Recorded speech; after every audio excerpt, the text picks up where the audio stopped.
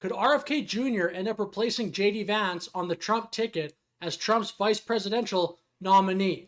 Since JD Vance was announced a few weeks ago, his rollout really has probably not gone as Republicans would have hoped. The conversation about JD Vance and Harry Enton kicked off on this show earlier this week when Harry shared these eye-popping stats and analysis that showed that Vance has the lowest net favorability rating of any VP nominee following convention since 1980, which is as far back as polling goes. And couple this with the fact that when Trump picked JD Vance, it was still Joe Biden who was the presumptive Democratic nominee. So Trump can easily say, in my view, hey, I'm switching my vice presidential pick because you switched the top of your ticket, and the race has fundamentally changed since then, as Kamala Harris has now become the likely Democratic nominee, and the presidential betting odds have actually narrowed very close now. Before, when Trump picked JD Vance, he was still around a 2 in 3 chance to win, about a 67% chance, and now Trump's down to about 50% only.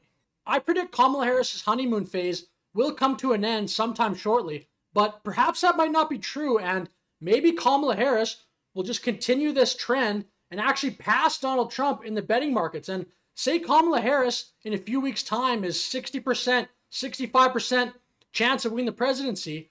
I don't think Donald Trump has to stay with JD Vance. I don't even think this is necessarily an anti-JD Vance stance. It's just Donald Trump, if anything, he wants to win. And I think he's going to do whatever it takes to win the election, and perhaps that'll be replacing Vance, and I'm going to make the bold claim that it could be RFK Jr. There are a few reasons why I think RFK Jr. specifically would be very attractive to Donald Trump for his vice presidential pick. One reason I've already covered is just that JD Vance is not really polling that well, at least up to this point.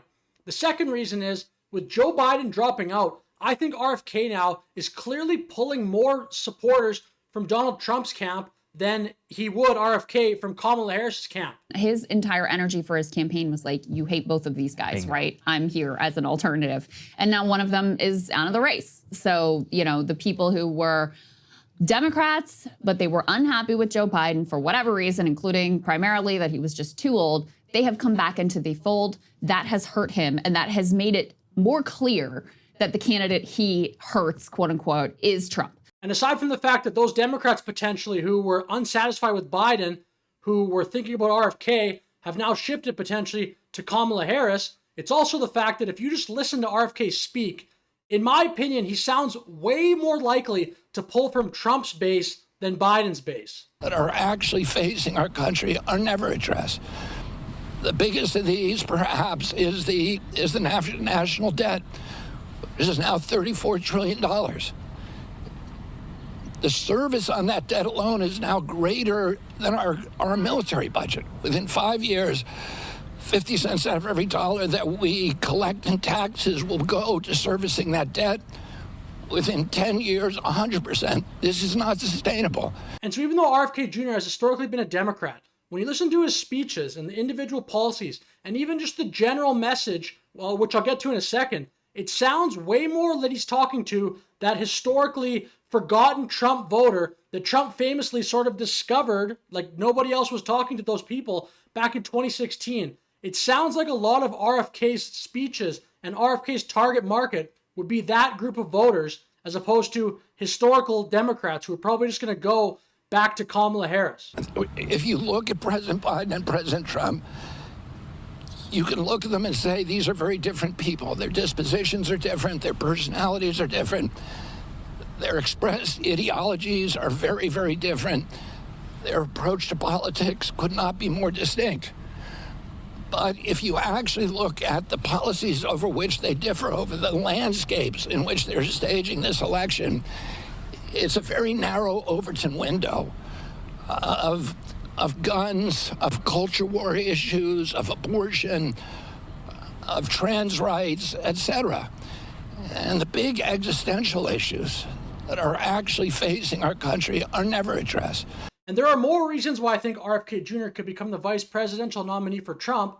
One more is that RFK has put over a year of his life into all this campaigning, and he's really not polling that well. Every poll lately shows him under 10%, and I'm sure he's going to want to get something out of all this time and all this effort he's put into campaigning. Like, he does have that small base of support now, but I'm sure he wants to have somewhat of a lasting impact. And to that potential lasting impact, there actually has been some reporting and speculation that behind the scenes, people from the Trump camp, people from the RFK camp have been trying to work out some kind of a deal. Really interesting new reporting about how the Trump campaign was desperate to get a quasi-endorsement from RFK and what the details of that meeting look like. Let's put this up there on the screen from Mediaite. And here's what they say. Basically, there was, as we know, that private conversation between RFK and Trump, of which the video, some of what was released by RFK Jr.'s son.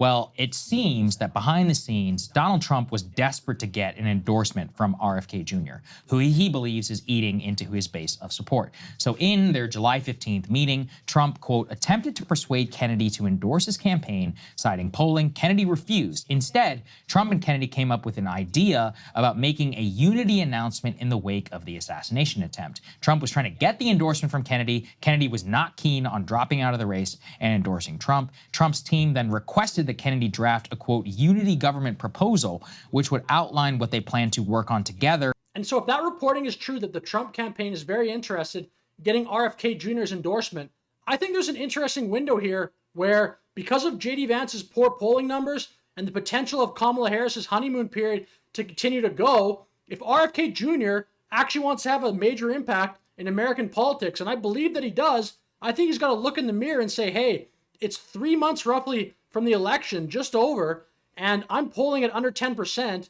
Am I really going to win? I think the odds of him winning are well under 1% at this point. If he wants to have the most impact that he can and get across some of his ideas about like chronic disease, and I think he, by the way, he has a lot of good ideas about trying to reduce chronic disease, about the totaling or the total U.S. national debt, maybe the best way for RFK Jr. to get his ideas across are to strike a deal with the Trump campaign, say, hey, look, Donald, I'll drop out and endorse you, but in exchange, I want this cabinet position.